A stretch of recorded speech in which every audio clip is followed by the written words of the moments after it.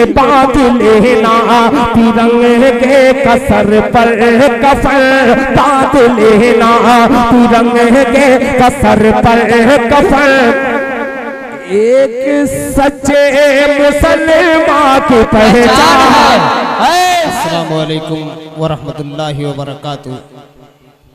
मोहतरम हजरात, सभी हजरात से गुजारिश है, महल्ले के जितने भी जिम्मेदारान हजरात हैं, मैं चाहूँगा कि जल्द से जल्द स्टेज पर आ जाए, क्योंकि अभी उन्हीं का इंतज़ार हो रहा है।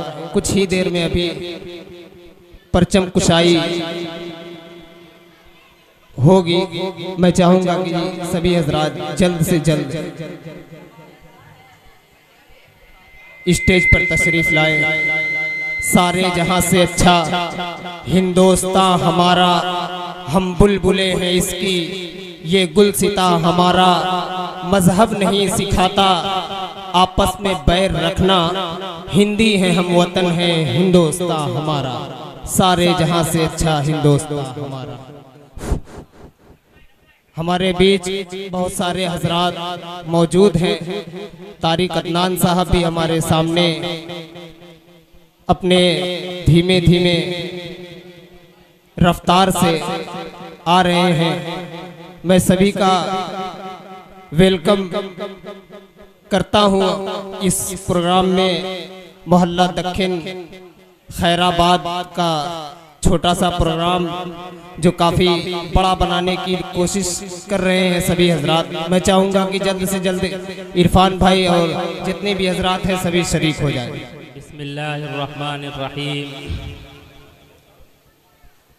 अल्हम्दुलिल्लाहि वकफ़ा व सलामुन अला इबादिहिल्लज़ीना इस्तफ़ा, अम्मा बाद।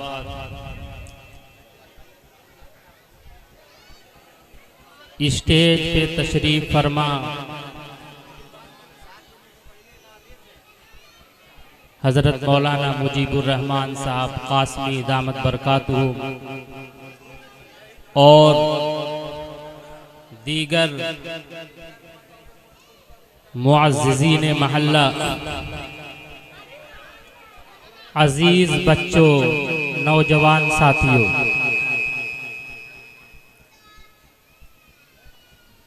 आज मुल्क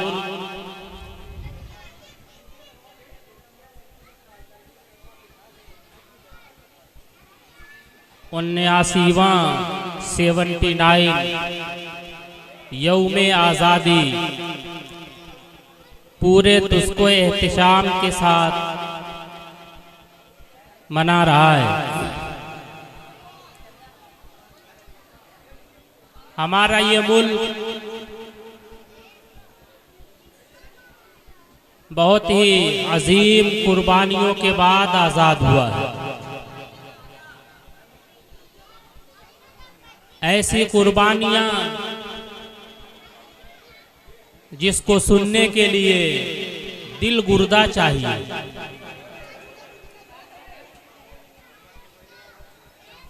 इसलिए कि इस मुल्क को गुलाम बनाने वाले अंग्रेज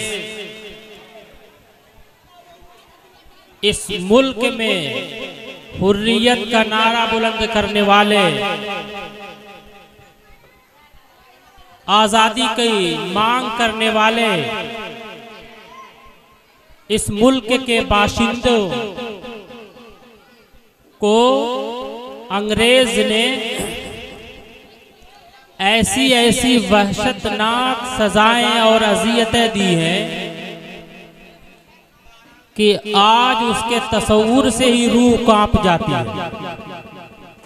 लेकिन इस मुल्क के बाशिंदों ने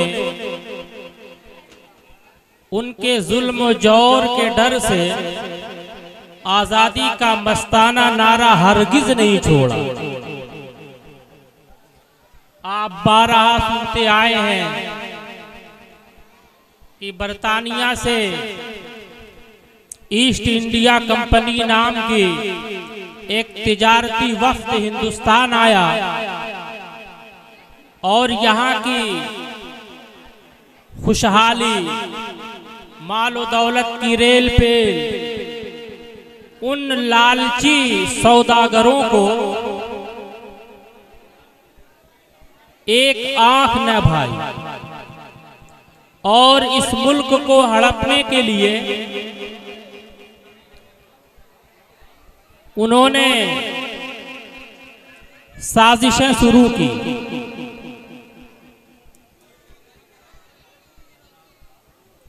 फौज को अपनी मुनज़्ज़म किया और सबसे पहला हमला बंगाल में, जिसके हाकिम थे नवाब सिराजुद्दौला,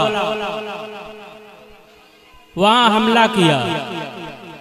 पलासी के मैदान में मीर जाफर की गद्दारी की वजह से सिराजुद्दौला शहीद हुए और बंगाल पे अंग्रेजों का कब्जा हुआ। उस वक्त चूंकि मुगलिया हुकूमत मफलूज होके रह गई थी, तवाइफुल मुलूकी आम थी, यानी हर इलाके का नवाब, हाकिम, राजा अलग अलग थे और आपस में ही दस्तो गरीबा थे, जिसकी वजह से अंग्रेजों को अपनी नापाक साजिशें अंजाम देने में कामयाबी मिलती गई।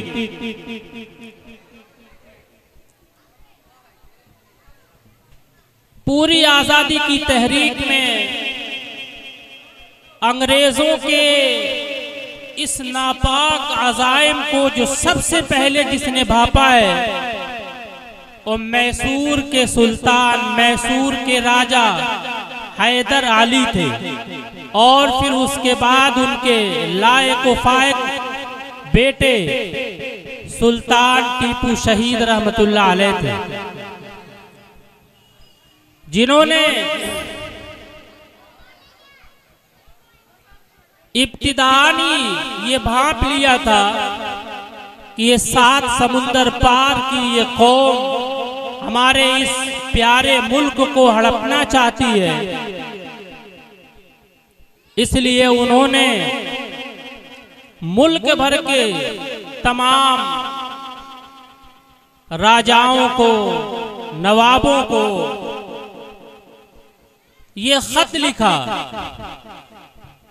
कि ये विदेशी कौम हमारे मुल्क को हड़पना चाहती है, हमारे इस वतन अजीज को हमसे छीनना चाहती है, ये परदेसी कौम हमें गुलाम बनाना चाहती है। इसलिए इसे मुल्क बदर करने के लिए हम आपस में इकट्ठा हो जाएं और इकट्ठा होकर मिलकर इस कौम को यहां से भगाएं। लेकिन हर एक की अपनी सल्तनत थी, हर एक की अपनी हुकूमत थी और उसी में वो मस्त मगन था। सुल्तान के इस मशवरे को नजरअंदाज किया।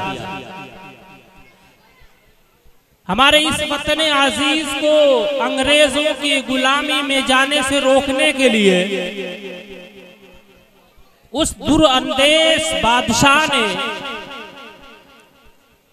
आलमे इस्लाम में उस वक्त तुर्की में खिलाफत कायम थी, अफगानिस्तान, ईरान, इन बादशाहों के पास खुतूत लिखे कि आप हमारी इमदाद करें ताकि इस मुल्क से हम अंग्रेजों को बाहर कर सकें।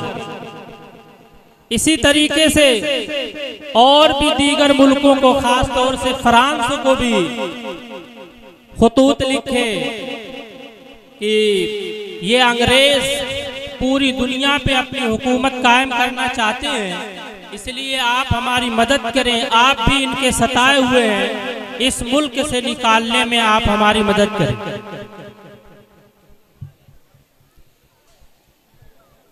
चुनांचे कुछ अपने मफादात के लिए फ्रांसीसियों ने सुल्तान टीपू के साथ मिलकर जंगें भी लड़ी हैं।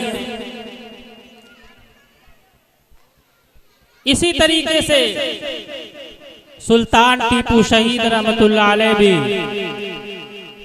अपनों की गद्दारी की वजह से श्रीरंगापट्टनम किले में जामे शहादत नौश किया और मैसूर पर भी इनकी हुक्मरानी हो गई। होते हवाते पूरे मुल्क पे इनका कब्जा हो गया। इसके बाद बिरादराने वतन के साथ जमीयत उलमाए हिंद ने और उसके बानी मबानी शेखुल हिंद मौलाना महमूदुल हसन रहमतुल्लाह अलैह ने मुल्क की आज़ादी के लिए एक अहम तहरीक, जिसे तारीख रेशमी रूमाल के नाम से जानती है, शुरू की, जिसमें उस रेशमी रूमाल जो था उसमें बाकायदा पहले तुर्की से मदद तलब की गई, जिसका खाका ये था कि तुर्की अफवाज इस रूमाल के नक्शे के मुताबिक हिंदुस्तान में दाखिल होंगे और फिर हम तमाम बाशिंदगाने हिंदुस्तान उसी वक्त अंग्रेजों के खिलाफ जंग के लिए खड़े होंगे। इस तरीके से अंदरूनी और बाहरी आगे से और पीछे से ये अंग्रेज फंस जाएंगे और हम इस मुल्क को आजाद करा लेंगे। यहाँ भी अपनों की गद्दारी से वो रेशमी रूमाल पकड़ा गया और ये तहरीक भी नाकाम हुई। फिर उसके बाद मुल्क के हर तबके और हर मजहब के मानने वाले अंग्रेजों के खिलाफ खड़े हुए, जानो माल की कुर्बानियां पेश की, ताकि 15 अगस्त 1947 ईस्वी को मुल्क आजाद हुआ। आजादी की ये कुर्बानियां, ये कहानियां हमें क्यों बताई जाती है, हमें क्यों सुनाई जाती है? ये सिर्फ तफरीह तबाह के लिए नहीं है।